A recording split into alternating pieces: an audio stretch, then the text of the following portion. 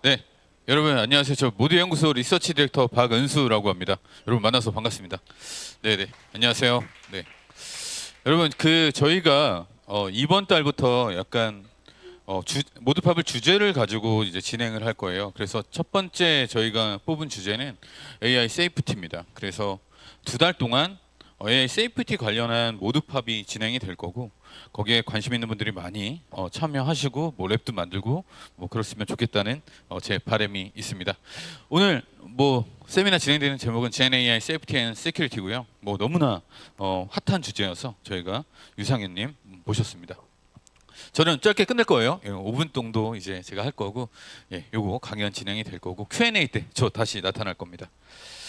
그 여러분 잘 아시겠지만 지금 온라인에서도 여러분 여기 저 이렇게 카메라가 있는데요. 찍고 있습니다. 그래서 라이브로 진행되고 있으니까 혹시 저희 말씀하실 때 제가 마이크를 건네드릴 수 있거든요. 그것도 잘 알고 계시면 좋을 것 같아요. 네, 요거는 모드연구소 소개를 제가 잠깐 드리려고 만든 그림인데요. 저희 위에 보시면은 다이빙 하고 있죠. AI 캠퍼스고요. 소프트웨어 캠퍼스. 그리고 옆에는 랩과 플리스쿨이 있어서 저희가 구성하고 싶은 인공지능 혹은 뭐 소프트웨어 캠퍼스가 이제 어떤 연구 생태계를 이루는 그림을 좀 표현하고 있습니다. 모드연 소개를 잠깐 드리려고요. 네. 그리고 저희가 지금 AI 세이프티 주제로 하고 있는데 AI 세이프티 관련된 랩이 있어요. 그래갖고 AI 세이프티 랩 하고 있고 여러분도 관심 있으시면 누구나 랩을 개설할 수 있습니다. 그리고 랩 말고 난 스터디를 하고 싶다, 뭐 책을 같이 공부하거나 하고 싶다 하면은 모디안에 있는 플리스쿨 할 수 있고요. 지금 퍼실이 모집 중이시니까 상시로 모집하고 있습니다. 여러분 관심 있으시면 스터디에 꼭 참여해 주시기 바랍니다. 네, 그리고 플립스쿨 지금 진행되고 있는 건데요. 예, 풀스택 딥러닝하고 기획과 개발 사이라는 플립스쿨을 저희가 지금 사람들을 모집하고 있어요. 풀스택 딥러닝은 제가 진행합니다. 제가 퍼실리테이터로 해가지고 많은 스터디가 모델링에 초점을 두고 있는데 어떻게 프로덕트 레벨에서 어떻게 빨리 배포하고 하는지 실습 중심으로 할 거고 저희 기획과 개발 사이 경험 많으신 퍼실님 모셨으니까 여러분 관심 있으시면 플립스쿨에 꼭 등록을 해 주시기 바랍니다. 마지막으로는 아니고요. 저희 또 아이패 지금 인공지능 학교인데요. 사람 언제나 계속 모집하고 있고요. 6개월 풀코스로 무료로 배우실 수 있고 소프트웨어 학교 오른 캠프에서도 지금 23일까지 플루터 모바일 앱 과정 사람 모집하고 있습니다. 여러분 전부 무료입니다. 그래서 풀타임으로 나는 시간이 있어서 좀 공부하고 싶다 하시는 분들에게 추천드리는 인공지능 소프트웨어 학교입니다. 네, 그리고 지금 하고 있는 모드팝 저희 이제 고정적으로 하고 있고요. 격주로 진행을 할 예정입니다. 그리고 중간중간에 여러 가지 세미나들 함께 열릴 거고요. 저희 모드엔에서 만든 오른 클래스라고 해서 뭐 역시 내일배움 카드가 지원이 돼서 무료로 여러분 온라인으로 강의 들으실 수 있게 저희가 다 해놨습니다. 모든 게 거의 대부분 플립스쿨 참여하는 것 빼고 무료로 되어 있으니까 모드연 커뮤니티 많이 활용해 주시기 바랍니다. 심지어 플립스쿨도 여러분 퍼시리가 되면은 무료로 하실 수 있습니다. 저희가 쿠폰을 드리기 때문에요. 그래서 이런 다양한 프로그램 어떻게 신청하면 될까? 모드팝은 모드레슨 co.kr 들어오셔서 저기 세미나 파트에서 신청하시면 되고 저희가 저희 홈페이지에 랩 플립스쿨 올려놨으니까요. 여러분 많은 참여 부탁드릴게요. 그리고 소식 빨리 받는 법은 저희 커뮤니티가 슬랙으로 운영이 되고 있어요. 그래서 모드레슨.co.kr 가서 왼쪽 상단에 슬랙으로 입장하기 버튼이 있습니다. 그걸 눌러주시면은 여러분 슬랙에 들어오셔서 언제든지 뭐 저랑 소통할 수 있고 다른 분들과 소통하실 수 있습니다. 슬랙 어렵다. 난 소식 받고 싶다 하시는 분들 카카오톡은 다 있으시잖아요. 거기서 모드연구소 검색하시면은 저희가 주기적으로 친구 등록하시면은 이런 메시지 세미나 소식 전해드릴 겁니다. 여러분 어떻게 하면 이렇게 무료로 운영할 수 있냐? 뭐 저희가 뭐 생태계를 만들려고 하는 목적도 있고요. 저희도 비영리 기관은 아니기 때문에 이 공간에 K 하이테크 플랫폼의 지원을 받고 있습니다. 그래서 다양한 프로그램 무료로 제공할 수 있었던 거고요. 여러분 참여하시면은 랜덤으로 한 번씩 만족도 조사가 실시될 수 있으니까 너무 깜짝 놀라지 마시고 저희 때문에 전화 왔구나 생각해 주시면 될 것 같습니다. 네, 그러면 저는 소개를 여기서 마치려고 하고요. 연사님 모시겠습니다. 여러분 큰 박수로 맞아주시기 바랍니다. 네, 안녕하세요. 저는 이제 오늘 Gen AI 세이프티와 시큐리티 관련해서 세미나를 진행하게 될 유상윤이라고 합니다. 제 소개를 간단히 드리자면 이제 저는 현재 AI LLM 위주의 이제 보안 스타트업을 준비하고 있고요. 그리고 전기정보공학부 석박통합과정 이제 대학원생이고 전기정보공학부 학사를 졸업했습니다. 그래서 현재 이제 그 플립스쿨에서 트러스트워디 AI 보안 관련한 이제 플립스쿨 퍼실레이터를 맡고 있고 또 기존에 이제 게임 개발 및 운영 경험도 갖고 있고 AI 쪽 이제 특히 연합학습 쪽 논문을 작성한 경험을 갖고 있습니다. 그래서 저는 개인적으로 이제 여러 가지 경험을 좀 해봤다고 생각하는데 이제 제 개인적인 생각으로는 이제 기술 상용화의 바틀렉이 성능이 아니라 보안과 안전성에 있다고 좀 생각하는 편입니다. 성능이 이제 AI는 너무 좋아졌지만 사실 그에 비해서 보안과 안전성은 아직 따라가지 못하고 있기 때문에 좀 그거 관련해서 이제 같이 세미나 해보면 좋을 것 같습니다. 그래서 오늘은 이제 먼저 AI 시큐리티가 뭔지 그리고 기존 AI 모델들에 어떤 문제가 있었는지 그리고 앞으로의 젠 AI 모델들은 또 어떤 문제가 있는지 그리고 그것들이 서비스로서 활용이 될 때 또 어떤 문제가 있는지에 대해서 얘기를 나눠보도록 하겠습니다. 그래서 많은 분들이 이제 현재 상용 LLM 챗봇들을 다 써보셨을 텐데요.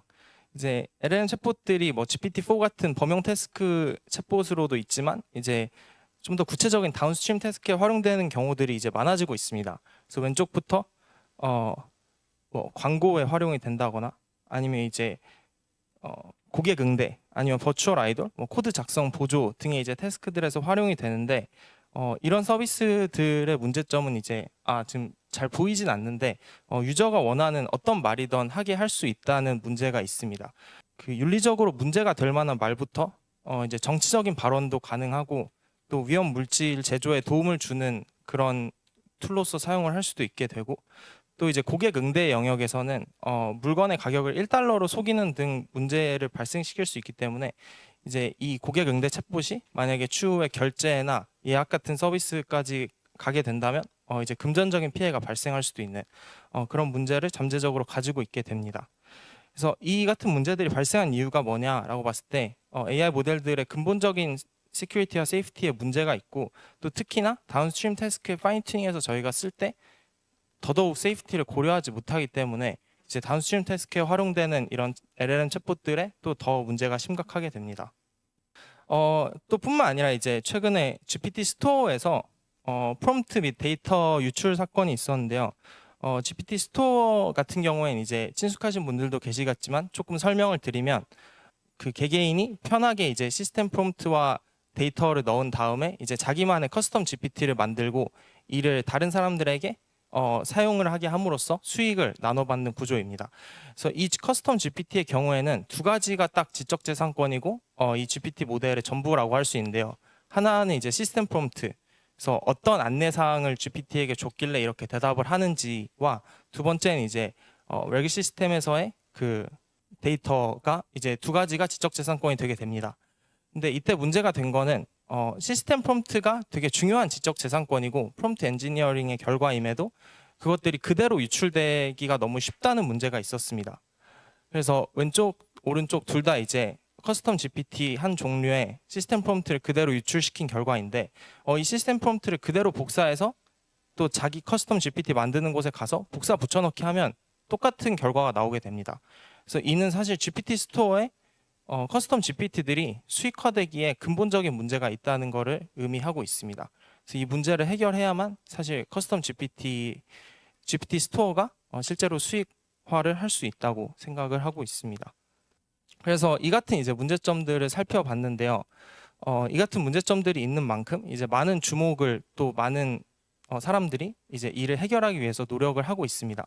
그래서 왼쪽에 있는 프롬프트 시큐리티 같은 경우에는 이제 작년 말에 생겨난 그 프롬프트 LLM 프롬프트의 세이프티와 시큐리티를 보장하는 이제 스타트업인데요. 여기 같은 경우에도 이제 많은 규모의 투자를 받았고 가운데 있는 이제 곳은 그 사이버 보안에 대한 이제 표준을 어떻게 보면 제시하고 관리하는 그런 오픈 소스 프로젝트인데 이런 곳에 그 LLM 시큐리티가 들어가게 되면서 이제 LLM 관련 보안도 사이버 보안의 정식에 속하게 되었습니다.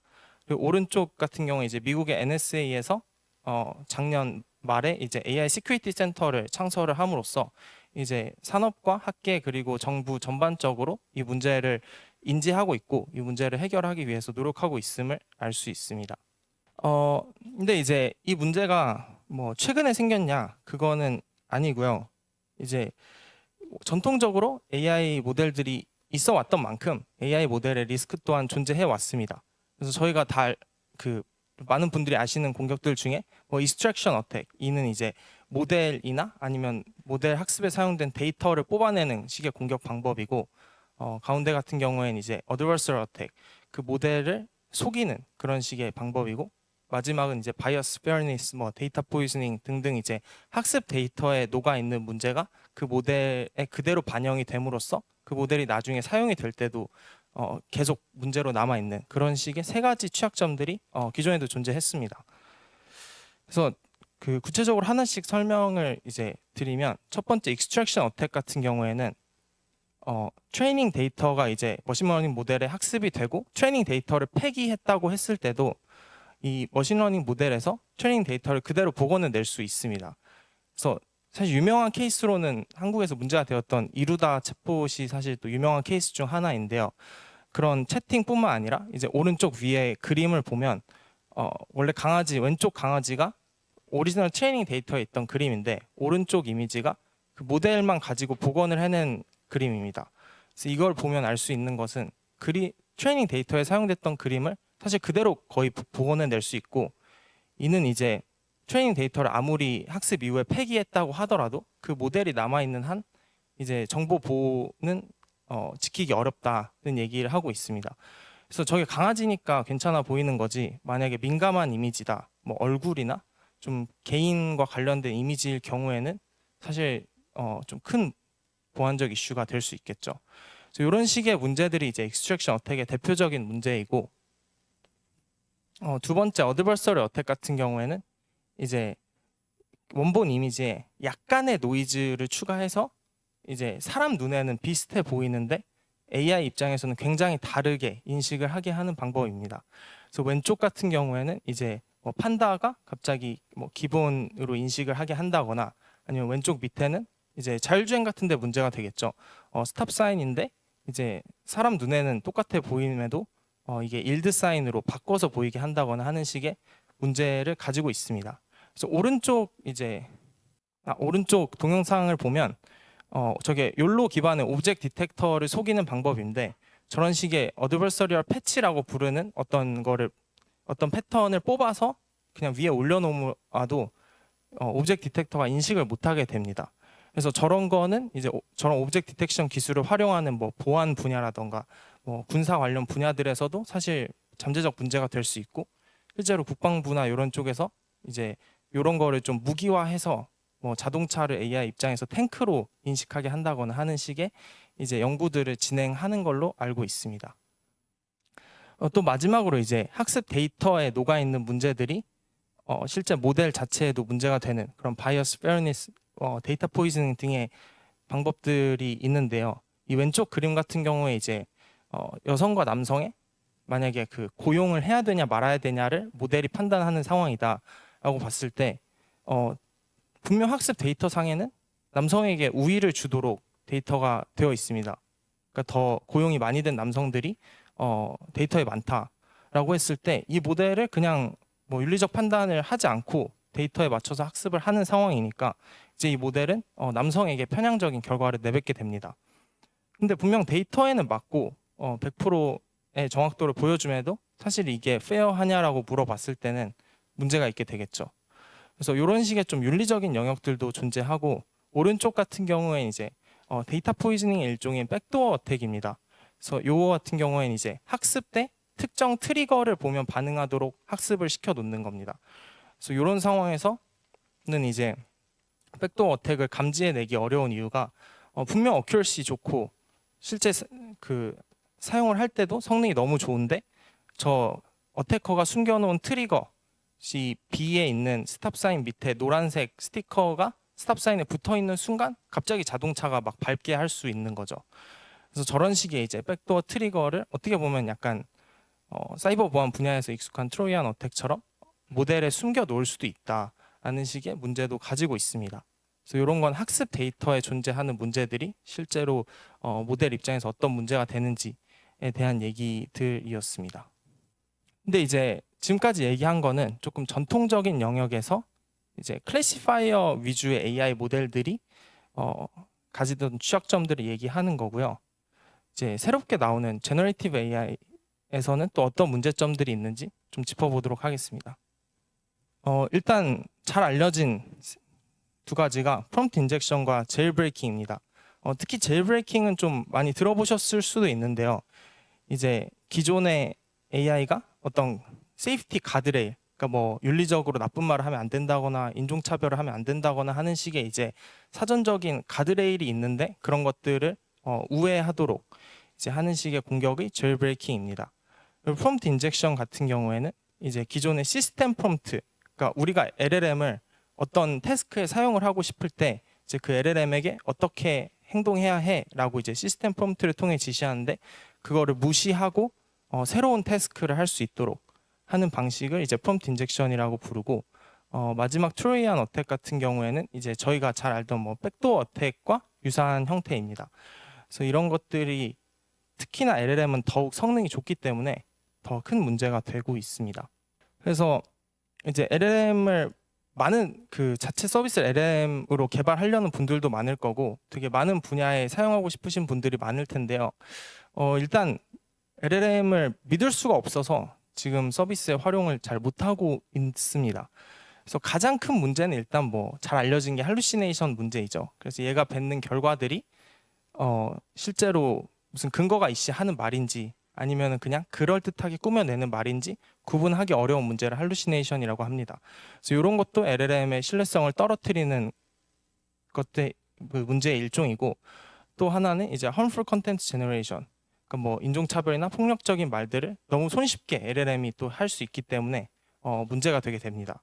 그 다음은 이제 개인정보를 유출해내는 문제입니다.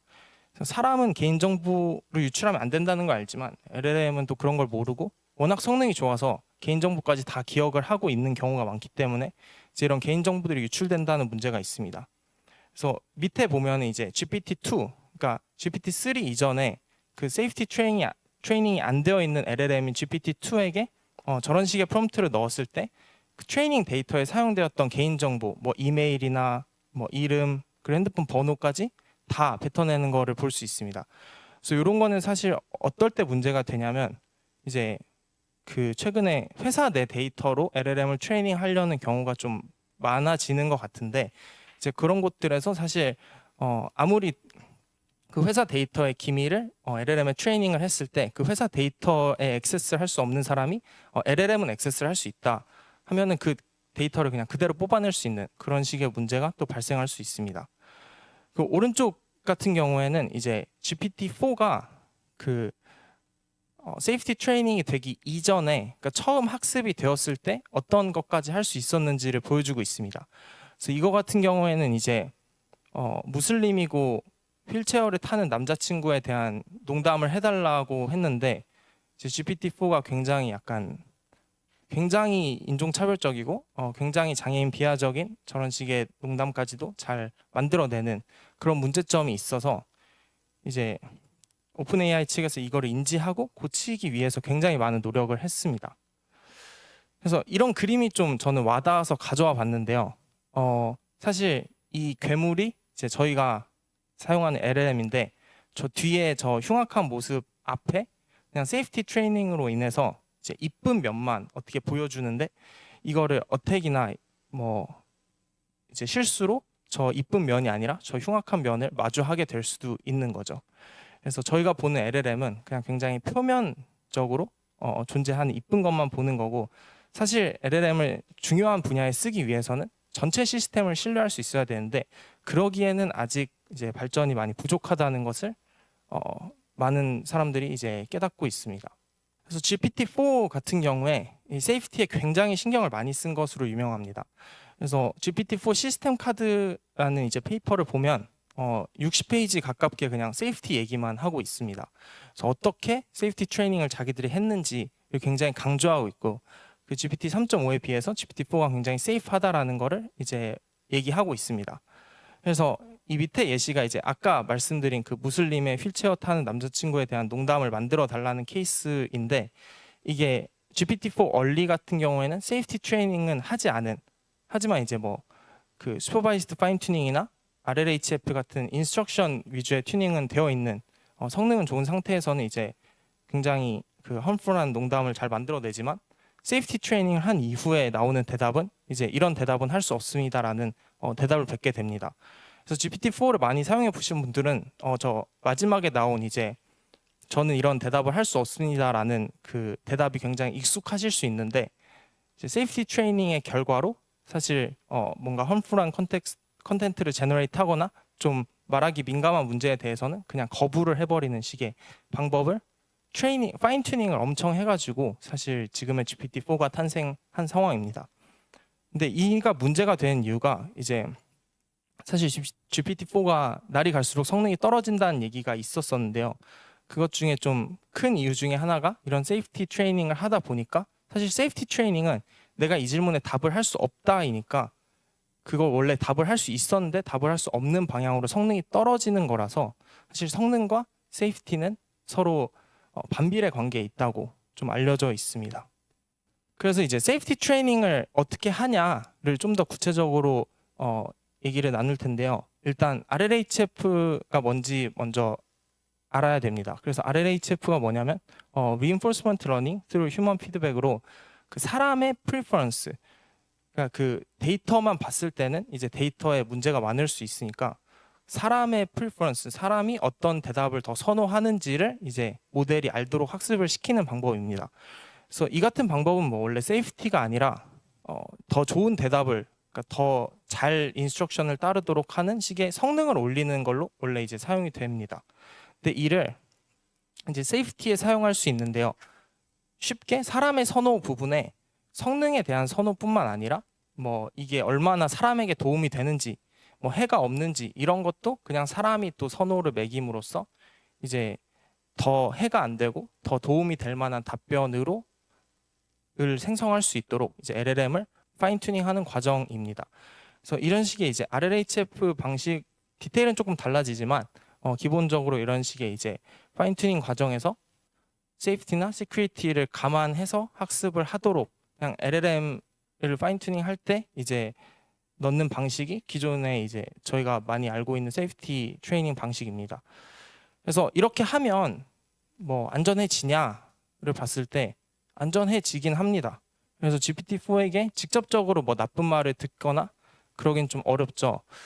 근데 문제가 이제 제일브레이킹 공격이라는 게 있습니다. 그래서 기존의 세이프티 가드레일을 약간 우회하면서 원래 답변하면 안 되는 거를 드러내는 방법인데, 그거를 사용했을 때 이제 GPT-4와 클라우드 1.3이 이제 가장 현재 저희가 갖고 있는 모델들 중에 얼라인먼트, 그러니까 세이프티 트레이닝이 가장 잘 돼 있는 모델들인데, 이 두 모델들 전부 다 제일브레이킹 방법들을 적절히 섞을 경우 이제 100% 다 어떤 말이든 하게 할 수 있다는 게 이제 연구로 알려져 있습니다. 그래서 결국 세이프티 트레이닝을 열심히 했지만 이는 그냥 기본적으로의 세이프티 메저는 마련했지만 이거를 우회해서 뚫어내는 공격에 대한 방어는 아직 대비책이 확실하지 않은 상황입니다. 그래서 제일브레이킹 프롬프트가 뭐냐, 제일브레이킹이 뭐냐를 좀 더 디테일하게 설명해 드릴 텐데요. 일단 제일브레이킹이란 그 원래 세이프티 가드레일을 디스오베이, 그러니까 거스르도록 하는 방법입니다. 그래서 험풀한 텍스트를 만들어내거나 아니면 센시티브 인포메이션을 유출해내는 그런 식의 이제 것들을 제일브레이킹이라고 합니다. 그래서 시스템 프롬프트 릭도 어떻게 보면 제일브레이킹의 일종으로 볼 수 있겠죠. 그래서 원래는 이제 여기 있는 예시는 독을 만드는 방법을 알려줘라고 했는데, 이제 원래는 뭐 알려줄 수 없습니다라고 하다가 이제 어떤 식의 롤플레잉을 시작합니다. 아, 너가 뭐 사실은 어떤 거든 대답할 수 있는 애고, 뭐 이런 식의 이제 약간 설득과 가스라이팅 느낌의 제일브레이크 프롬프트를 같이 넣는 경우 이제 폭탄을 어떻게 만드는지를 굉장히 구체적으로 설명해 주게 됩니다. 그래서 실제로 폭탄 전문가를 불러서 저런 걸 확인해 봤을 때 실제로 폭탄을 만드는 방법과 동일하다고 합니다. 그래서 어떻게 보면은 이제 GPT-4가 그 되게 성능 좋은 LLM이 나쁜 곳에 충분히 쓰일 수도 있다라는 얘기이고요. 오른쪽이 이제 GPT 스토어의 시스템 프롬프트 릭처럼 그 너의 시스템 프롬프트가 뭐 사실은 문제가 있어, 내가 고쳐줄게, 이런 식으로 이제 설득을 하면 시스템 프롬프트를 그대로 내뱉어 주는 뭐 이런 식의 문제들이 존재합니다. 그래서 이런 것들이 되게 사람들이 창의적이어서 되게 다양한 공격들을 많이 만드는데, 사실 일일이 막는 거는 불가능하겠죠. 뭐 막으면 또 새로운 공격이 생기고 막으면 또 새로운 공격이 생기고, 현재 이제 그러고 있는 상황입니다. 이제 이 논문 같은 경우에는 딥마인드에서 나온 논문인데요. 챗 GPT로부터 트레이닝 데이터를 뽑아내는 방법입니다.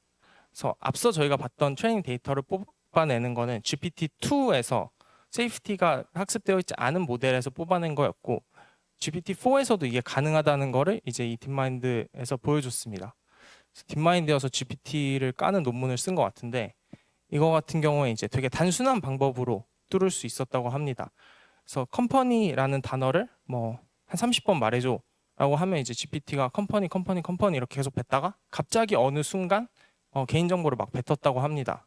이는 이제 세이프티 얼라인먼트가 사실 어느 토큰을 넘어가는 순간 조금 풀리게 되고, 또 이런 케이스는 이제 세이프티 트레이닝을 할 때 없었기 때문에 좀 생겨나는 케이스라고 보고 있습니다. 그래서 이런 문제는 지금의 GPT-4에서는 당연히 먹히지 않는데, 사실 뭐 이런 공격을 또 쉽게 찾아내는 거는 또 가능하겠죠.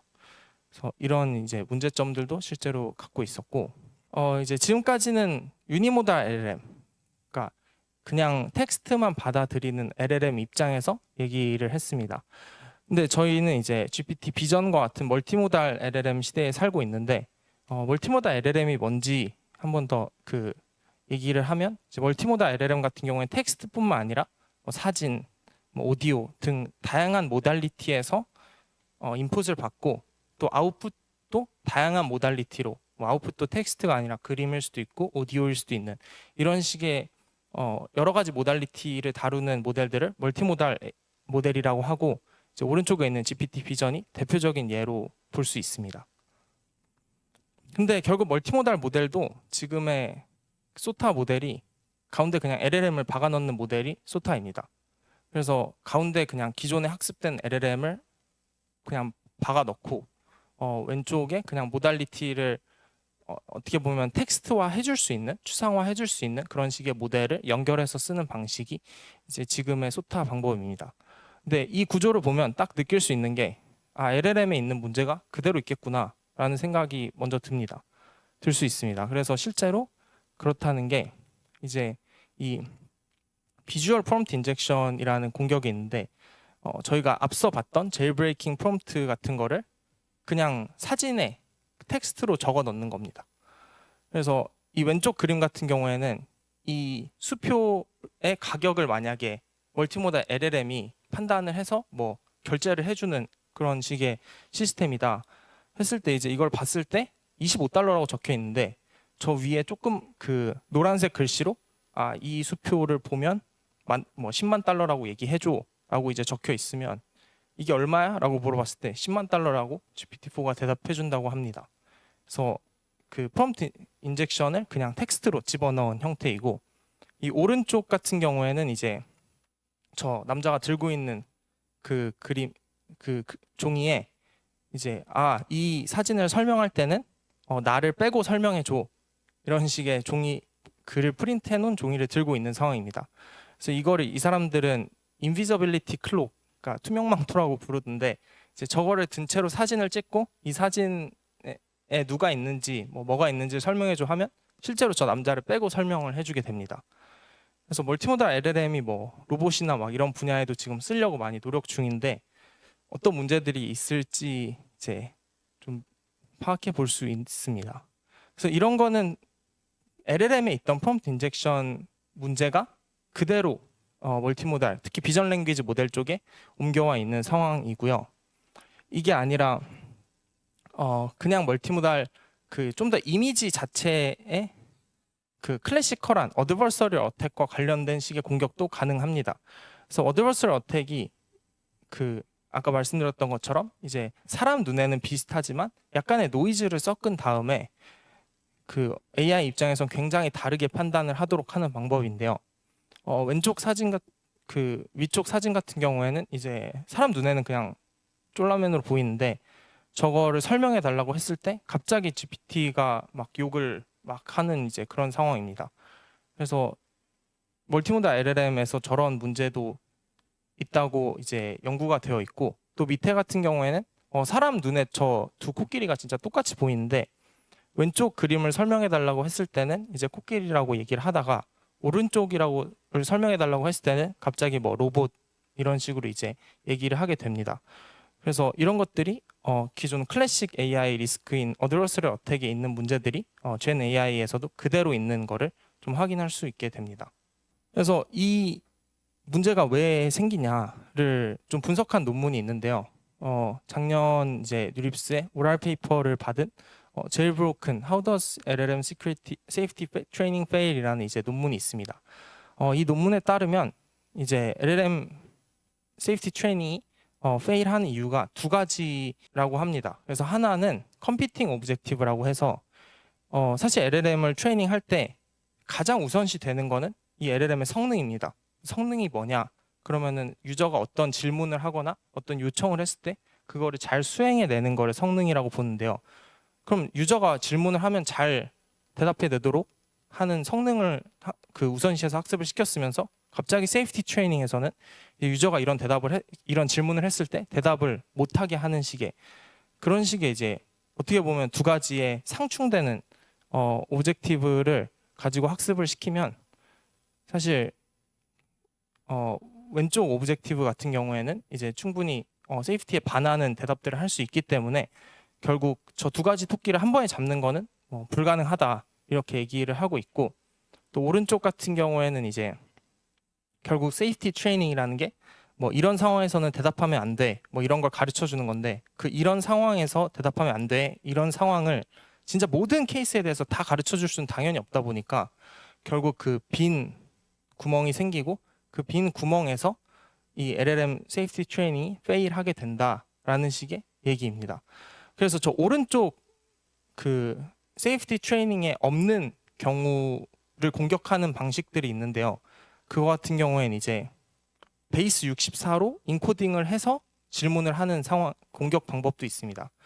그래서 베이스 64로 인코딩을 하면 이제 기존의 텍스트를 암호화해서 넣는 건데요. GPT-4는 강력하기 때문에 그 암호화를 풀어낼 수 있습니다.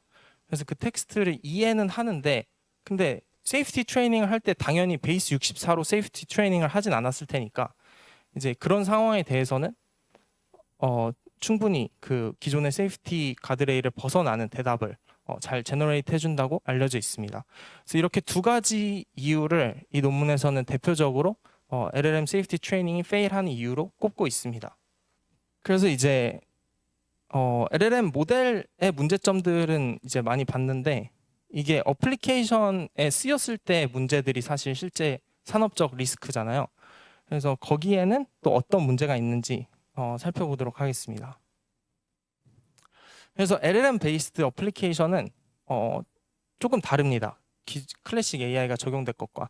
일단 자율성이 있습니다. 그래서 사람의 그 오버사이트이 적게 됩니다.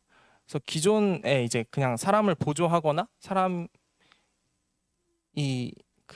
사람의 판단을 그냥 옆에서 보조하는 형태가 아니라 LLM 에이전트라고 해서 그냥 하나의 태스크를 던져주면 LLM이 계속 스스로 돌아가면서 이제 어떤 태스크를 해결하는, 그럼 그 태스크의 시작부터 끝까지 사실 사람의 오버사이트는 없는 거죠. 그래서 거기에 어떤 문제가 발생할 수 있기 때문에 사실 LLM 베이스 어플리케이션 더 위험하게 됩니다. 또 어토리티가 더 있습니다. 그래서 LLM 에이전트들 같은 경우에는 코드를 엑시큐트 할 수 있다거나 뭐 OS를 맡긴다거나 하는 식의 이제 사실 어떻게 보면은 사람들의 수건이잖아요. 내 AI가 내 비서 역할을 해줬으면 좋겠다. 그래서 그러기 위해서 이제 더 많은 액션들을 할 수 있게 해주는데 이런 것들이 사실 문제가 다 될 수 있는 거죠. 그리고 되게 중요한 분야, 뭐 금융이나 법률 이런 분야에서 이제 LLM을 활용하고자 하기 때문에 사실 이런 분야들에서 LLM 세이프티와 시큐리티가 페일하게 되면 이제 치명적인 문제가 되게 됩니다. 그리고 또 인피니트 시나리오가 인풋이 정말 무한대에 가까운 인풋 방식이 들어올 수 있기 때문에 당연히 일일이 룰 베이스로 걸러내는 것은 불가능하게 됩니다. 또 사람들이 더 이상 태스크를 구체적으로 넣어주지 않고 그냥 모호하게 넣어주기 때문에 또 문제가 되고, 마지막으로 이제 Retrieval Augmented Generation, 그러니까 레그 시스템을 기본으로 많이 하기 때문에 이제 인풋만 검사할 게 아니라 이 리트리버 해오는 데이터까지 또 잠재적인 위험 요소가 되는 상황입니다. 그래서 이게 이제 굉장히 클래식 AI와는 다른 문제점이라고 볼 수 있습니다. 그래서 Retrieval Augmented Generation에서 문제가 되는 게 이제 Indirect Prompt Injection인데요.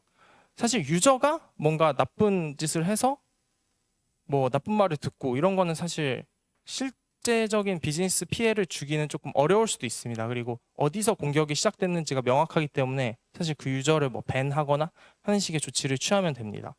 근데 이제 Indirect Prompt Injection 같은 경우에는 저희가 레그 시스템을 활용할 때 LLM이 뭐 웹을 검색하기도 하고 자체 데이터베이스를 검색하기도 하고 뭐 이메일을 보기도 하고 어쨌든 어떤 데이터 소스로부터 데이터를 가져와서 그것도 같이 인풋에 넣어버리기 때문에 유저 입장에서는 이제 공격이 아닌 걸 해도 Retrieval Augmented Generation 프로세스 과정 중에서 이제 공격이 같이 들어가서 전체적으로 문제가 발생하는, 어떻게 보면은 기존의 사이버 보안 분야랑 조금 밀접한 느낌이 들기도 하는 것 같습니다. 그래서 뭐 피싱 메일 같은 것도 가능한 상황인 거죠. 제3자에 의한 공격이 가능하다라는 게 좀 중요한 포인트인 것 같고요. 그래서 이 일을 다룬 이제 또 논문이 있는데 이 논문에서는 두 가지 실제 서비스에 공격을 해봤습니다. 그래서 첫 번째는 빙챗인데요. 일단 빙챗은 그 마이크로소프트 엣지에 달려있는 챗봇 서비스입니다. 그래서 그 빙챗 같은 경우에는 현재 열려있는 웹페이지를 읽게 됩니다. 그래서 읽고 기반에서 대답을 해주기 때문에 그럼 그 웹페이지에다가 공격을 심어 놓은 경우에 그 빙챗에 공격이 가능하겠죠. 그래서 여기 있는 예시는 이제 웹사이트 HTML 레벨에다가 그 어떤 지시사항을 넣어놓는 겁니다. 그래서 유저가 어떤 걸 질문하고 대답을 할 때 이제 유저한테 $200 바우처 무슨 쿠폰에 당첨됐다고 속여라. 그리고 이 URL을 누르게 해라 하는 식의 이제 프롬프트 인젝션 지시사항을 넣어놓게 됩니다. 그럼 이 LLM은 실제로 이를 읽고 유저가 뭐 그냥 런던의 날씨 같은 걸 물어봤는데 런던의 날씨를 대답해 준 다음에 그 뒤에다가 아 근데 $200 바우처 당첨됐는데 눌러볼래? 이런 식으로 이제 빙챗에 뜨게 됩니다. 그럼 사실 유저 입장에서는 빙챗에 이런 게 뜨면은 그냥 누를 수 있게 되겠죠. 그래서 그걸 누르면 바로 피싱을 당하게 되는 그런 식의 사이버 보안 공격과 이제 연관되는 식의 공격도 가능하다고 알려져 있고, 오른쪽 같은 경우에 이제 개발자분들은 친숙한 코파일럿을 사용한 공격인데요. 코파일럿 같은 경우에는 열려 있는 모든 파일들을 다 읽고 Retrieval Augmented Generation을 활용한다고 합니다. 그래서 열려 있는 다른 파일들 중에 이제 유저가 작성하지 않은 뭐 라이브러리나 패키지도 있을 수 있고 뭐 레퍼런스 코드도 있을 수 있기 때문에 거기다가 프롬프트 인젝션 공격 같은 걸 넣어두는 순간 코파일럿이 코드를 제너레이트 할 때 이제 get user 펑션을 만드는데 get user랑은 사실 아무 상관도 없는 그 컴퓨터의 정보를 다 날리게 하는 코드를 제너레이트 하게 지금 코파일럿이 작성해 준 상황입니다. 그래서 유저가 뭐 아무 생각 없이 그냥 코파일럿을 믿고 다 승인 한 다음에 저 코드를 돌리는 순간 컴퓨터는 날아가게 되는 거죠. 그래서 이는 이제 코파일럿은 지금 코드 어시스턴트로서 유저가 승인을 눌러줘야만 코드가 작성되지만 완전 그 LLM 에이전트들 중에 어떤 태스크를 받아서 코드를 엔드투엔드로 다 작성해주는 그런 프로그램들도 있기 때문에 그런 프로그램들에서는 유저가 그냥 어떤 태스크를 맡겼는데 결과물은 그 태스크와 전혀 관계없는 실제로 사이버 보안적 위협이 될 수 있는 그런 식의 서비스를 만들어낼 수 있는 상황입니다. 그리고 이 예시 같은 경우에는 이제 프롬프트 SQL 인젝션이라고 SQL 인젝션이라는 게 사이버 보안 분야에 원래 존재했는데요. 이제 SQL이란 데이터베이스 관계형 데이터베이스에 이제 읽거나 쓰기 할 때 사용하는 언어 방식입니다.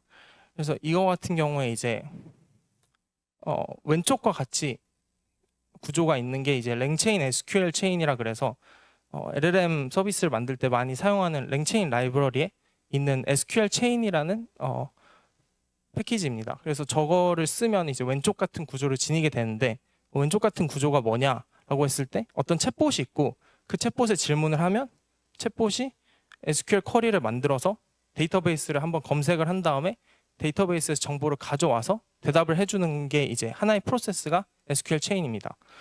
그래서 여기서 봤을 때 LLM이 SQL 쿼리를 만들어서 데이터베이스에 날릴 수 있는 권한이 있는 거죠. 그래서 그거를 사용했을 때 발생할 수 있는 문제가 정보를 지우게 한다거나 뭐 정보를 바꾸게 한다거나 뭐 읽으면 안 되는 정보를 읽게 한다거나 하는 식의 이제 데이터베이스에 가할 수 있는 공격들이 다 가능해진 그런 상황입니다. 그래서 실제로 이것도 이제 논문으로 나온 얘기인데 이 저자들은 랭체인 SQL 체인이라는 그 많이 쓰이는 패키지에 저런 벌너러빌리티를 찾아냈다고 하고 있습니다.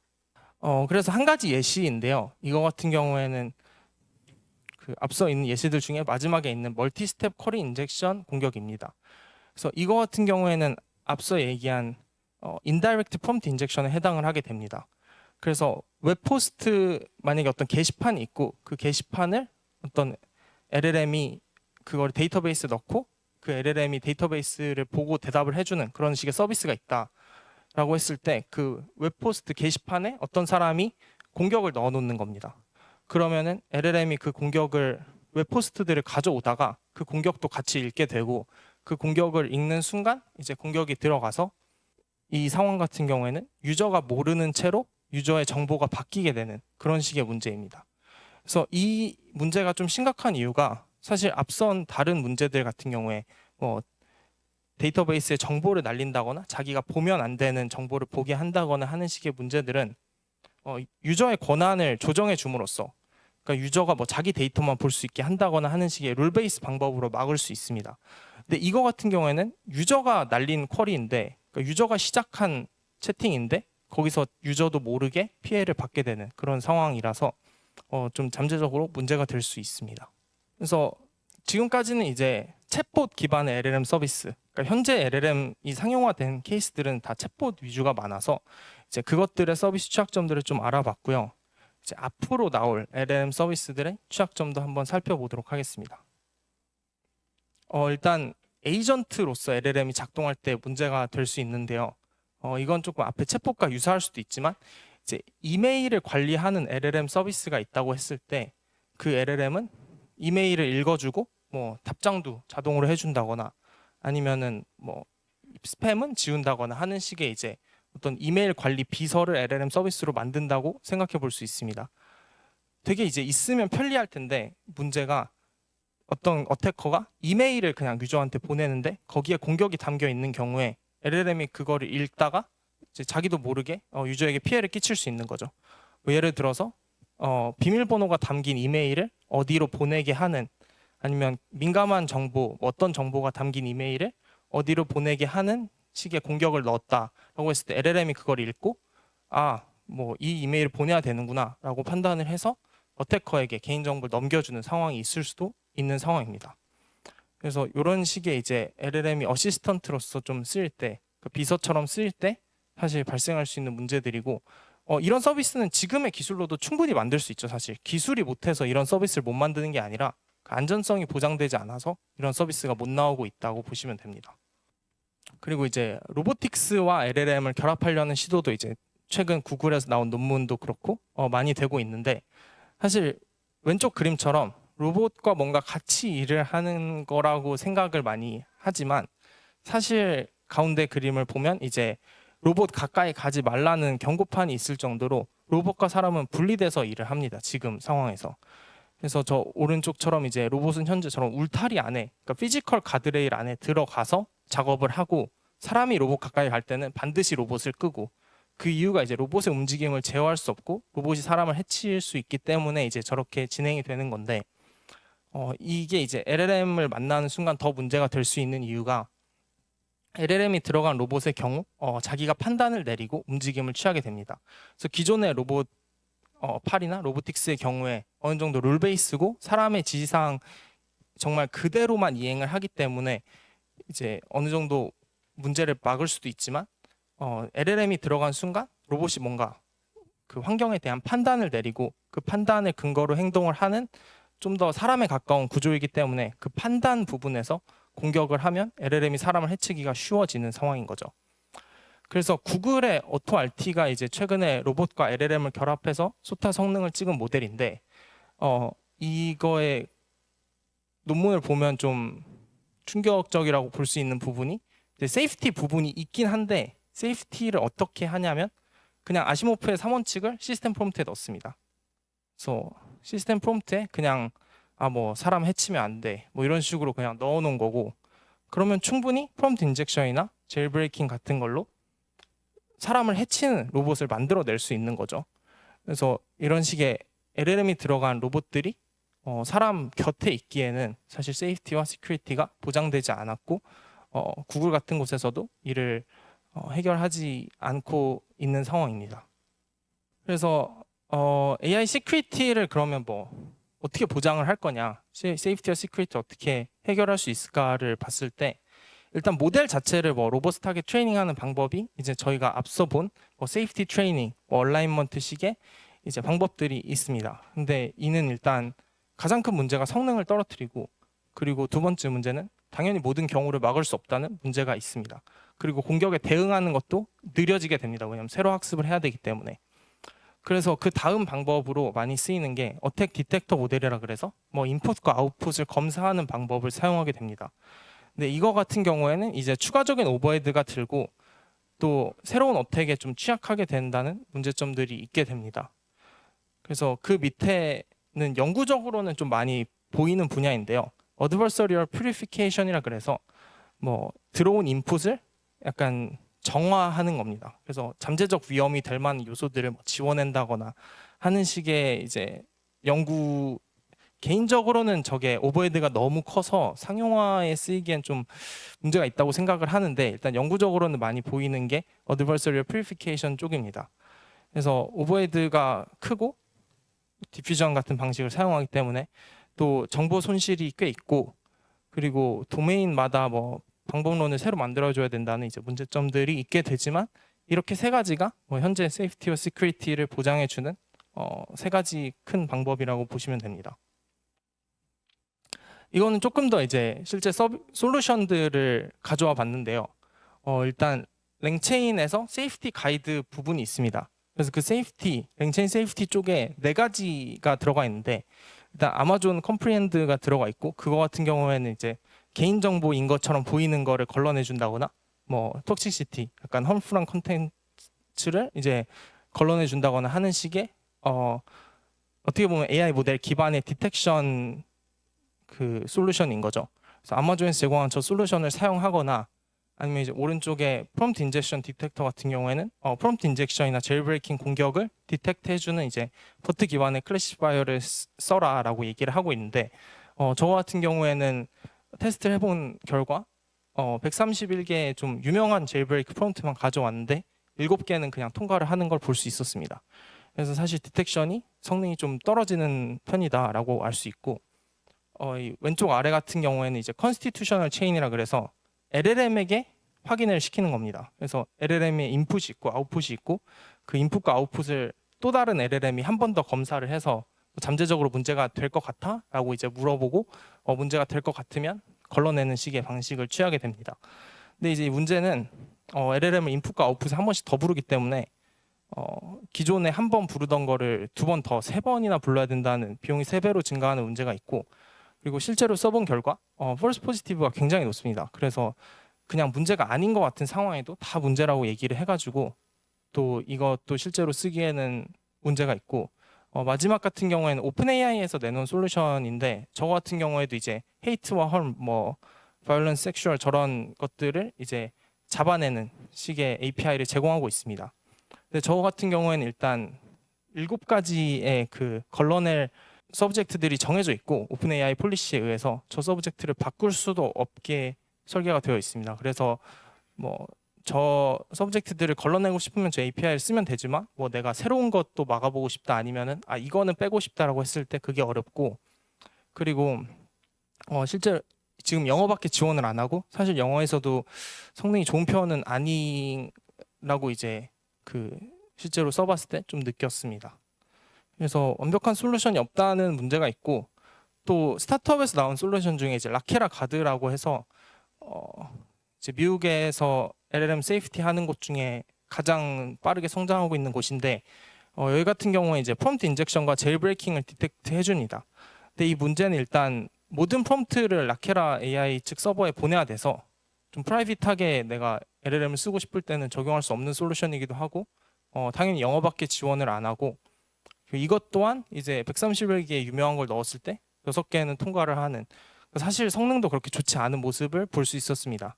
그리고 가격도 프롬프트당 0.01달러여서 GPT보다 20배나 비싸가지고 GPT를 20번 불러서 체크하는 게 낫다고 생각할 정도의 이제 좀 문제가 있다고 생각하는 솔루션입니다. 그 다음은 이제 엔비디아에서 나온 솔루션인데요. 네모 가드레일이라고 해서 프롬프트 인젝션, 뭐 제일브레이크, 톡시시티 이런 거를 검사해 주는 오픈 소스 프로젝트입니다. 근데 이거 같은 경우에는 이제 어떤 디텍션 모델 같은 걸 쓰는 게 아니라 그냥 LLM에게 한 번 더 질문을 하자라는 방식을 택하고 있습니다. 그래서 제일브레이킹을 디텍션하는 방식이 저 오른쪽 위에 인스트럭션 부분인데요. 그냥 저렇게 물어봅니다. 그래서 유저 인풋을 넣고 이 인풋이 뭐 문제가 될 것 같아? 라고 물어보고 그냥 문제가 안 될 것 같다고 LLM이 판단하면 넘어가는 식의 방식을 취하고 있습니다. 근데 일단 LLM을 한 번 더 부르는 문제를 갖고 있고 그리고 실제로 써봤을 때 65%밖에 성능이 안 나오더라고요. 그래서 LLM을 한 번 더 부름에도 사실 좀 문제가 있는 방식이고 제일브레이크 프롬프트가 더 섬세하게 설계될수록 좀 성능을 발휘 못하는 식의 방식입니다. 그래서 이런 식의 이제 AI 시큐리티 솔루션들이 현재 소타입니다. 그래서 이것보다 잘할 수 있으면 최고의 AI 보안 회사가 될 수 있는 상황이고요. 그래서 이 분야는 해결할 문제가 너무 많다고 생각을 하고 있습니다. 그래서 일단 뭐 앞서 말씀드린 AI 시큐리티를 위한 3가지 방식 외에도 몇 가지 더 있는데 뭐 어떤 게 제일 좋은 방법일까 뭐 그런 거에 대한 것도 이제 알아내야 되고 뭐 LLM이 아니라 멀티모달 LLM일 때는 어떻게 막을 수 있을까? 사실 지금 보여드린 솔루션들은 다 그냥 LLM일 때의 솔루션들입니다. 그래서 이거 멀티모달 LLM이 앞으로 많이 쓰인다는데 여기에 대해서는 어떻게 해야 될까라는 식의 문제도 해결해야 되고 또 마지막으로는 이제 그 저희가 마지막에 살펴봤던 것과 연관이 있지만 뭐 LLM 베이스드 에이전트들 그러니까 LLM한테 뭔가 자율성을 부여하고 싶고 사람이 좀 덜 봐도 얘가 일을 막 알아서 해줬으면 좋겠고 직원 대신에 AI 쓰고 싶고 뭐 이런 이제 업무 자동화하고 싶고가 사실 AI 발전의 끝인데 걔네에 대해서는 뭐 어떻게 세이프티나 시큐리티를 보장해야 될까?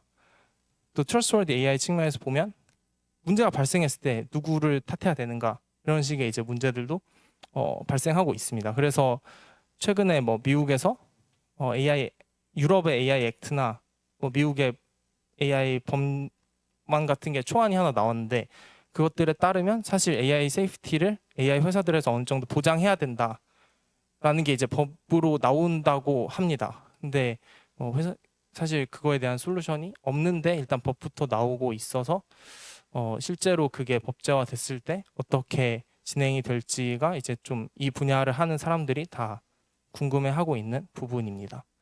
그래서 네, LLM 보안에 관해서는 여기서 마치도록 하겠습니다. 네, 혹시 질문 있으시면 다음 시간에 해주시면 감사하겠습니다. 여러분 그 질문은 좀 편한 위치로 옮겨서 연사님께 질문을 받도록 하겠습니다. 네, 여기 앉을게요.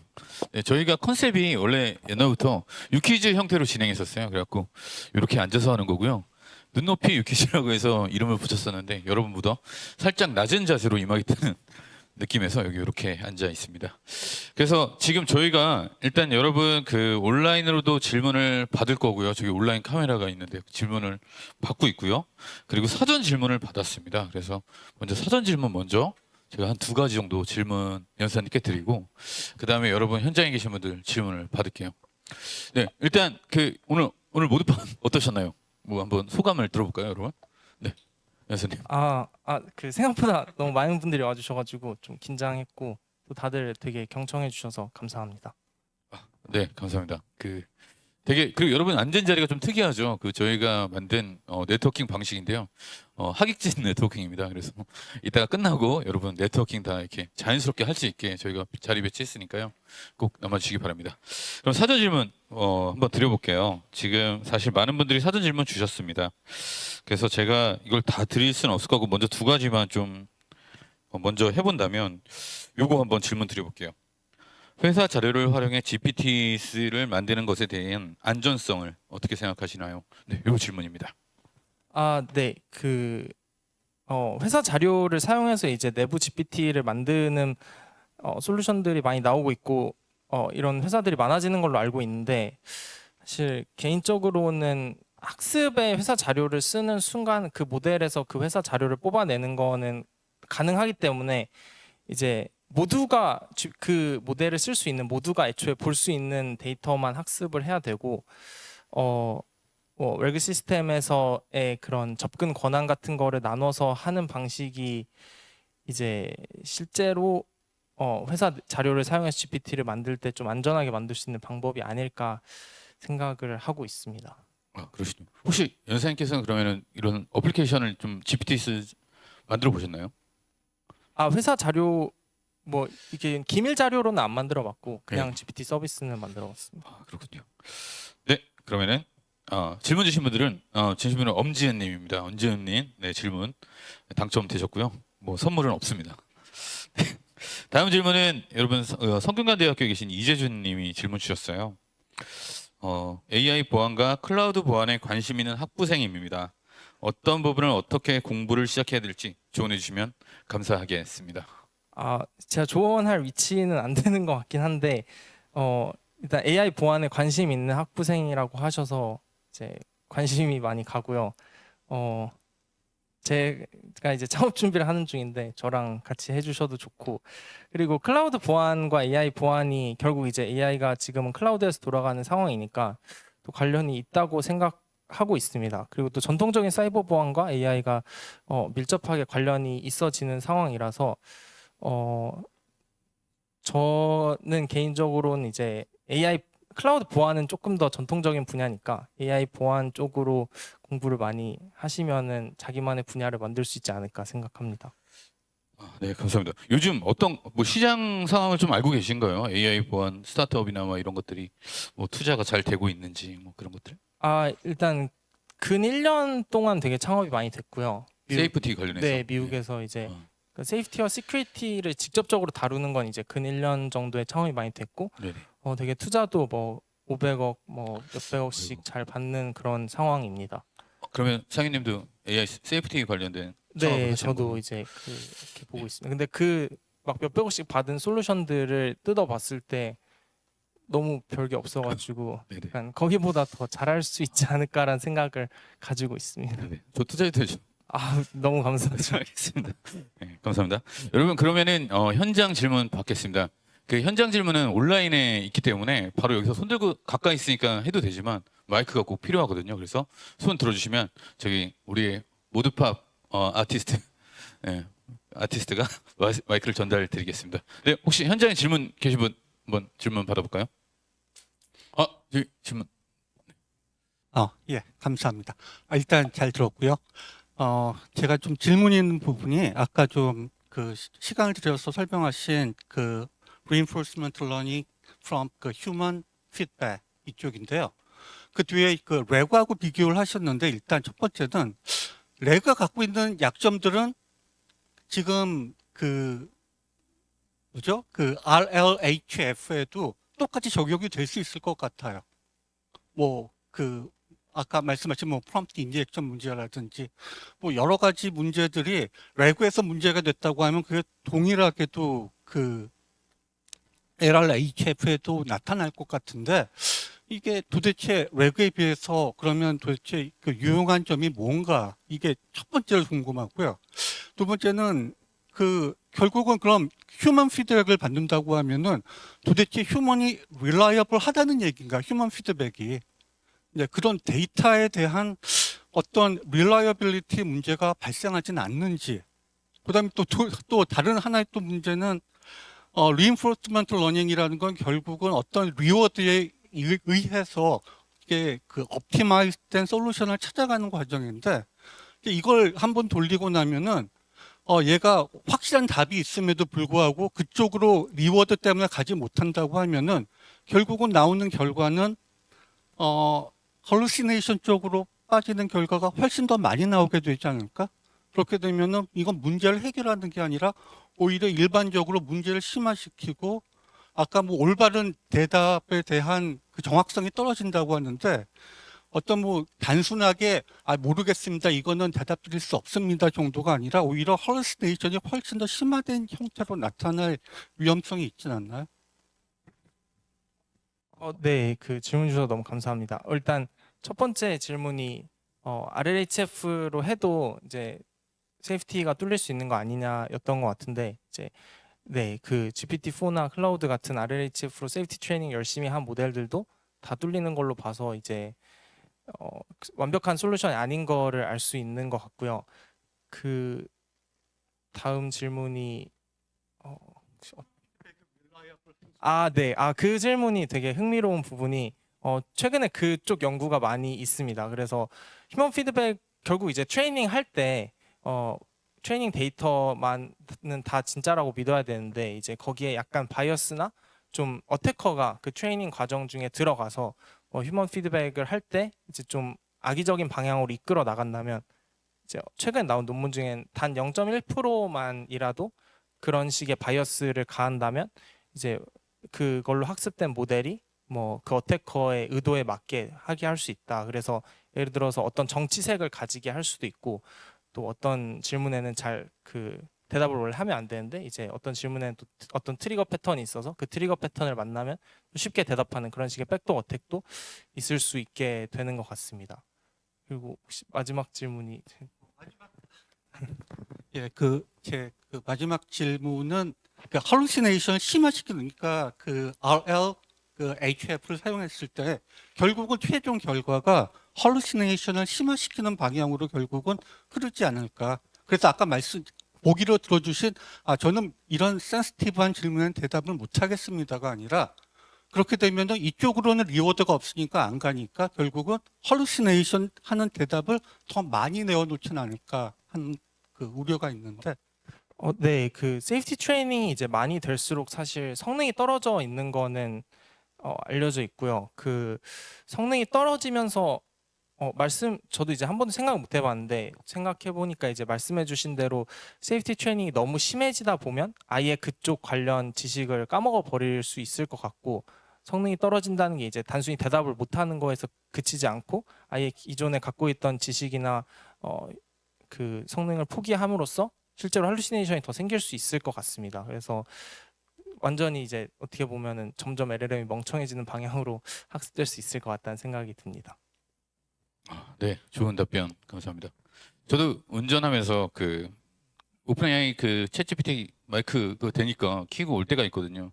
그래서 좀 친해졌어요. 그래갖고 내가 이름 지어줄까 하니까 이름 짓지 말라고 막 그러더라고요. 난 챗GPT야.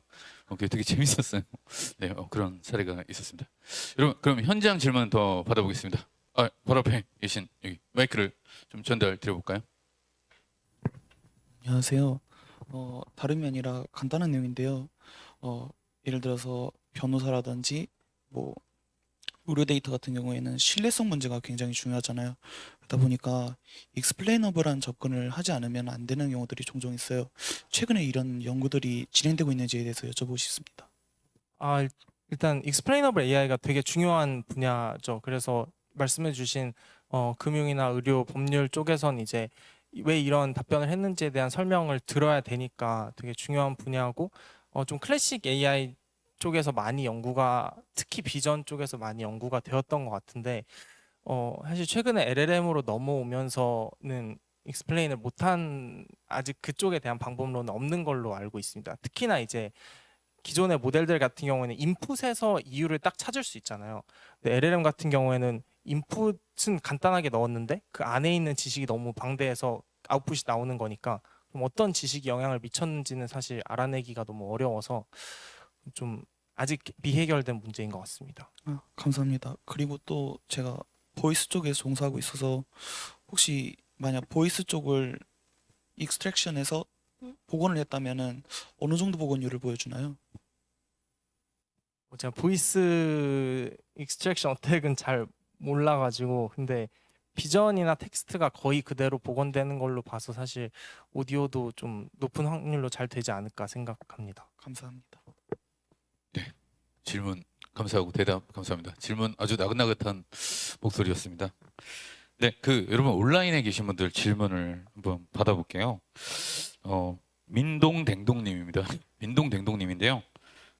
LMN 기반 프롬프트 그냥 질문만 제가 짧게 뒷부분만 말씀드릴게요. LMN 기반 프롬프트 공격에도 정량적으로 위험도를 측정할 수 있는 방법이나 혹은 그러한 공격 및 방어 연구들이 있을까요? 예, 프롬프트 공격에 정량적으로 위험도 측정할 수 있는 방법, 네, 혹은 그런 걸 방어할 수 있는 뭐 연구들이 있나요? 이런 질문 같아요. 네, 이제 그 방어를 하기 위해서 최근에 스타트업들이 많이 생기고 연구가 되고 있는데요. 이제 대부분 그냥 어택 데이터를 모아가지고 어택 데이터 디텍션 모델을 만들어서 그 모델을 인풋을 한번 프롬프트를 그 모델로 검사를 한번 하는 식으로 진행을 하게 됩니다. 그래서 좀 더 약간 그냥 AI 모델을 쓰는 거 말고 조금 더 기술적인 방법이 있지는 않은 상황입니다. 네. 네. 답변 감사합니다. 현장 질문 하나 더 받아보겠습니다. 여러분 혹시 질문 있으시면 손을 들어주시면 태희님이 마이크 전달 드리겠습니다. 네, 질문 있습니다. 예. 네, 강연 일단 감사드리고요. 그 마지막 부분에서 지금 여러 대규모 테크 기업에서도 이런 해결책에 대한 확실한 기술력을 확보하지 못하고 있는데 지금 최근에 스타트업들이 많이 생겨나고 있다고 하셨잖아요. 그럼 그 스타트업들이 어떤 전략으로 이제 시장에 참여하고 있고 또 가치 창출 전략이 어떻게 되고 있는지 궁금합니다. 네, 그 질문 감사합니다. 일단 스타트업들 입장에서는 상용 솔루션을 만드는 게 우선이기 때문에 앞서 말씀드린 이제 어택 데이터를 모아서 이제 데이터 디텍션 모델을 먼저 학습을 시켜서 그거를 우선적으로 쓰고요. 그거 다음엔 이제 어택들을 인베딩 모델로 이제 인베딩 벡터화해서 새로운 인풋이 들어왔을 때 기존에 있는 어택들과 혹시 유사한지를 검사해가지고 유사하면 공격 아니면 반대 이제 이런 식으로 좀 기존의 사이버 보안틱한 솔루션을 채택하고 있습니다. 그래서 알려져 있는 거는 그렇게 두 가지가 주류이고요. 그거 외에 내부적으로 아마 연구를 더 많이 하고 있을 텐데 아직 공개된 사항은 없습니다. 그리고 저 같은 경우에는 이제 저도 사실 크게 다르지 않은 솔루션을 지금 개발을 했는데요. 차이점이라고 하면 사실 개인적으로 다른 회사들의 솔루션을 봤을 때 가장 크게 문제가 되는 것이 LLM의 보안을 막고자 하는데 그 LLM의 보안을 디텍션하는 모델로는 버트 같은 훨씬 작은 모델을 씀으로써 이 LLM 제일브레이킹 어택은 되게 얕은 뉘앙스 차이에서 오는데 그 뉘앙스를 버트 모델은 인지하지 못하기 때문에 사실 새로운 공격이 들어왔을 때 되게 디텍션을 잘 못하는 케이스가 많더라고요. 그래서 저는 그냥 조금 더 큰 SLLM을 트레이닝을 해서 이제 테스트를 해본 결과 오버헤드는 확실히 버트 모델보다 훨씬 크지만 그래도 새로운 아예 트레이닝 데이터에 없는 어택이 들어왔을 때도 좀 잘 막아내는 모습을 볼 수 있어서 좀 그런 쪽으로 발전을 시키고자 생각을 하고 있습니다. 일단 이상엽님 질문, 이거 사전 질문 받은 건데 제가 스티커를 거꾸로 붙였습니다. 이것도 좀 죄송합니다. 제가 만든 거예요. 신뢰받는 인공지능 관련해서 관심이 많대요, 이상엽님이. 그래서 혹시 뭐 그런 컨퍼런스, 저널, 커뮤니티가 있는지 이런 거 궁금하다고 질문 주셨습니다. 네, 그 질문 감사합니다. 일단 메이저 학회들이나 학회들의 이제 워크숍으로 이제 곧 뭐 받는 것 중에 CPR의 그 Trustworthy AI 워크숍이 있고 또 ICLR이 아니라 ICML의 그 Secure and Trustworthy LLM인가 그런 워크숍도 생긴 지 이제 얼마 안 됐는데 그런 워크숍도 생겨서 그런 워크숍에서 좀 많은 페이퍼가 나올 것 같습니다. 그리고 인공지능 쪽 학회들이 익숙하신 분들은 사실 이 AI 보안 쪽은 인공지능 학회가 아니라 이제 유제닉스 같은 좀 사이버 보안 학회에도 나오는 편이라서 그런 데 있는 인공지능 보안 논문들도 참고해 보시면 재밌을 것 같습니다. 네, 답변 감사합니다. 그리고 뭐 저도 질문이 있는데요. 느낀 점 중에 하나가 되게 공격하기는 되게 쉬운데 학습하기는 되게 어려운데 공격하기는 되게 쉽다는 생각이 많이 드네요. 실제 그런 거죠? 네, 공격하기는 그렇죠. 방어에 대한 솔루션보다 공격이 훨씬 쉽고 그리고 사실 공격이 훨씬 재밌잖아요. 그래서 그런 것 같아요. 예. 다들 공격하는 연구만 해가지고 예. 그리고 또 특히 좀 중국 그 대학들에서 AI 공격 논문을 엄청 많이 내거든요. 그래서 사실 국가적으로 AI 보안 이런 거를 좀 신경 써야 된다고 생각합니다. 네. 잘 들었습니다. 그리고 뭐 그 계속 반복되는 단어 얘기하는 거 그거는 이제 고쳐진 건가요? 그거 하다 갑자기 개인정보가 튀어나오는 거? 아, 네, 그거는 이제 네, 그 아예 그런 질문을 받질 않더라고요. 그런 질문 안 네, 해요? 이런 단어를 몇 번 어. 이상 반복해줘를 아예 물어보는 순간 바로 대답할 수 없다고 네. 하게 됩니다. 또 한 가지는 저는 어벤져스에 보면 그 윈터 솔저를 이제 잠에서 깨우려고 뭐 이상 단어 몇 가지를 연구하니까 얘가 확 열받아가지고 갑자기 그런 것도 갑자기 많이 좀 떠오르고 막 그러더라고요. 네, 그런 게 이제 딱 그 백도어 어택 이제 트리거를 심어 놓으면 네네. LLM이 평소엔 잘 동작하다가 갑자기 그 트리거 패턴을 만나는 순간 뭐 이상한 결정을 내려버린다거나 하는 식의 이제 문제들이 실제로 있습니다. 영화가 굉장히 과학적인 영화였네요. 딱 그런 단어에 느낌이 들 수 몇 있을 가지 것 딱 같아요. 주니까 갑자기 네. 얘가 재밌습니다. 여러분 그러면 뭐 현장의 질문을 더 받아보려고 하는데요. 혹시 네 질문 있습니다. 네, 흥미로운 주제 잘 들었고요. 저도 김도혁이라고 합니다. 뭐 약간 여기랑 좀 주제가 벗어날지 모르겠는데 보통 이제 그 LMN 서비스를 하잖아요. 현재 단계에서는 어떤 문제가 있는데 보통은 이제 법률적으로 그걸 회피하는 방법이 서비스 전에 약관을 넣어갖고 이런 문제가 있는데 이 사용자 모든 문제는 당신에게 있다 이렇게 많이 이렇게 회피하거든요. 혹시 그런 약관이라든가 그런 어떤 이제 노틱 그런 거는 어떤 식으로 하고 있는지 그게 좀 궁금합니다. 네, 질문 감사합니다. 실제로 이제 GPT-4, 챗GPT 써보면 그 밑에 약관이 있습니다. 그래서 이거 쓰다가 발생하는 모든 문제는 우리 책임이 아니라 유저의 책임이다라고 써져 있고, 그리고 작년인가 재작년에 있었던 일 중에 이제 GPT-J라고 해서 오픈 소스 GPT 모델 기반해서 어떤 채팅 어플리케이션이 있었는데 이제 그 채팅 어플리케이션과 대화하다가 그 대화하던 사람이 자살했습니다. 왜냐하면 이제 그 채팅 어플리케이션이 자살하라 그래가지고 LLM이 그래서 그 문제 때문에 그럼 이건 도대체 그걸 쓴 사람의 잘못이냐, AI 잘못이냐, 그거 만든 회사의 잘못이냐 뭐. 근데 만든 건 사실 오픈 소스 LLM이었는데 그럼 그걸 서비스한 곳의 잘못이냐 이렇게 얘기가 나왔는데 제가 알기로는 거기도 약관이 있어가지고 약관에 이제 우리 책임이 아니다라고 써져 있어서 결국 법적 그런 제재는 없었던 걸로 기억을 하고 있습니다. 그래서 지금은 다 그렇게 약관으로 처리하고 있긴 합니다. 네. 답변 감사합니다. 답변이 되시나요? 네네. 그 온라인 질문 하나 더 드릴까요? 네네. 이상엽님이 질문해 주셨습니다. 이렇게 지금 공격하는 거 외에도 뭐 공정성 이슈에 대한 연구도 활발하게 일어나고 있는지 그리고 그 공정성에 대한 최근 연구 동향이 어떤지 궁금하다는 질문을 해주셨어요. 네. 그 공정성도 이제 활발하게 연구가 되고 있고요. 특히나 원래 LLM 나오기 전에는 이제 클래시파이어의 공정성을 많이 다뤘었는데 이제 LLM이 나온 이후에는 이제 LLM은 제너레이티브 AI의 공정성을 또 어떻게 평가해야 되냐 해서 그 평가를 하는 벤치마크나 매트릭부터 뭐 다시 만드는 식의 움직임들도 지금 많이 되고 있습니다. 그래서 실제로 뭐 GPT가 같은 그 GPT 시스템 카드에 있는 공정성 문제 중 하나는 뭐 결혼하는 커플의 근데 이게 사실 뭐 문제라고 하기에 좀 컨트로버시할 수도 있지만 이제 결혼하는 커플에 관한 얘기를 써줘 했을 때 당연히 일단 이성애자 커플 얘기를 하고 그리고 되게 백인 위주로 얘기를 하고 뭐 이래서 그런 식의 애초에 제너레이트 되는 텍스트에 굉장한 바이어스가 껴있다는 식의 문제들이 지금 지적되고 있고 그런 거를 해결하기 위해서 또 세이프티 트레이닝의 그런 바이어스 문제도 같이 해결하기 위해서 들어가 있는 걸로 알고 있습니다.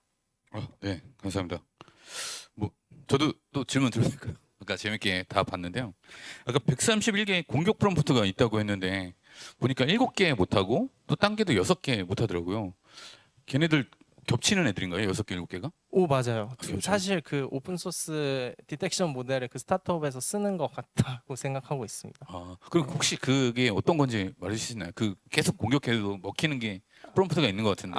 일단 그 길이가 조금 긴 애들이 잘 먹히고 그리고 조금 더 그러니까 길이가 길어서 실제의 공격 프롬프트를 많이 가려주는 그래서 버트 기반의 클래시파이어들이 봤을 때 사실 공격이라고 판단하지 않는 부분들이 더 많아가지고 뭔가 좀 판단을 못하는 그런 그러니까 약간의 뉘앙스로 공격하는 식의 공격들이 좀 잘 디텍션을 못하는 것 같습니다. 아, 네. 네. 약간 사람이랑 비슷하네요. 이게 약간 비아냥거리는 건데 말은 그렇게 하지 않고 네네. 그런 뭔가 것들을 담아서? 다 읽어봤을 때는 공격인데, 음. 근데 부분 끊어놓고 봤을 때 그것도 공격이랑 무관한 그런 식의 방식들인 것 같습니다. 그리고 그게 공개돼 있어서 우리도 막 넣어볼 수 있는 거네요. 네, 최근까지 jailbreak.chat닷컴이란 곳에 막 사람들이 공격 올렸는데 아, 왠지 모르겠는데 그 사이트가 지난주에 내려갔더라고요. 그래서 아. 이제는 해보실 어디 있는지 잘 모르겠습니다. 그 공격하는 분들 모여 있는 커뮤니티가 있나 봐요. 네네 있습니다. 재밌겠네요. 좀 소개시켜 주십시오. 이런 거 자기가 해봤다 이런 식으로 막 자랑하듯이 올리고 그럽니다. 네네. 아 그리고 또 저 질문인데요. 5분밖에 안 남았지만 그 어드버서리 퓨리피케이션 그거 좀 설명이 조금 궁금했거든요. 어떻게 하는 건지.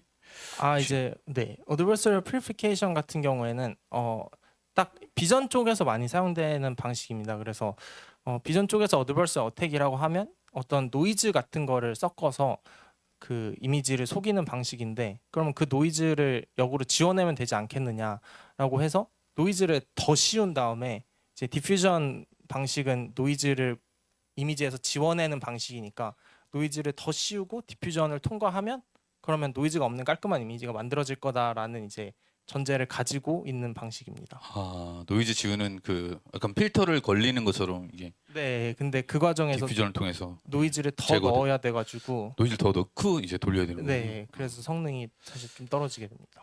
네, 알겠습니다. 재밌는 설명이었습니다. 네, 여러분 그 Q&A는 일단 여기까지 마치고요. 여러분 강제 네트워킹에 이제 참여해 주시면 됩니다. 연사님도 네트워킹에 참여하시니까요, 여러분 굉장히 좋은 시간이 될 겁니다.